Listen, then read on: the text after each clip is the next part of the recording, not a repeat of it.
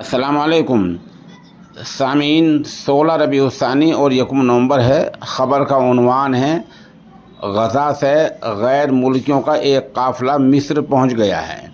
ये तस्वीर में आप देख रहे हैं, ये ख़ानदान है जो रफ़ा बॉर्डर पर मिस्र की सरहद पर अपनी बारी आने का इंतज़ार कर रहा है। और ये मुआहदे की बुनियाद पर गैर मुल्की लोग हैं जिनके पास गैर मुल्की पासपोर्ट है, या वो लोग हैं जो शदीद ज़ख्मी हैं। इन लोगों को मिस्र जाने की इजाज़त दे दी गई है। कतर ने दरमियान में पड़कर ये मुआहदा कराया है। हमारी मीडिया आज भी बात नहीं आई है, और आज तक जैसे चैनल ने ये हेडिंग लगाई है कि हमास के कब्ज़े से छूटे गैर मुल्की, हालांकि दूसरे तमाम ज़राए ने इनके यरगुमाल होने का कोई बात नहीं कही है। ना हमास ने ऐसी बात कही है, ना ख़ुद इज़राइल ने ऐसी बात कही है, ना मिस्र ने ऐसी बात कही है।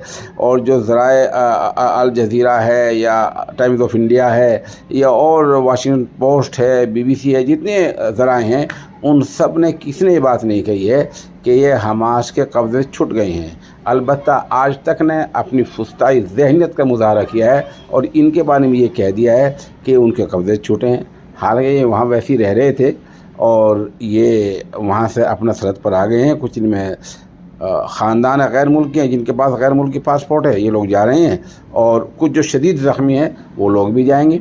इस तरह मुआहदे के तहत ये लोग मिस्र जाकर क़याम करेंगे, और कब तक ये आते जाते रहेंगे इसका मुआहदे में कोई तज़किरा सामने नहीं आया है।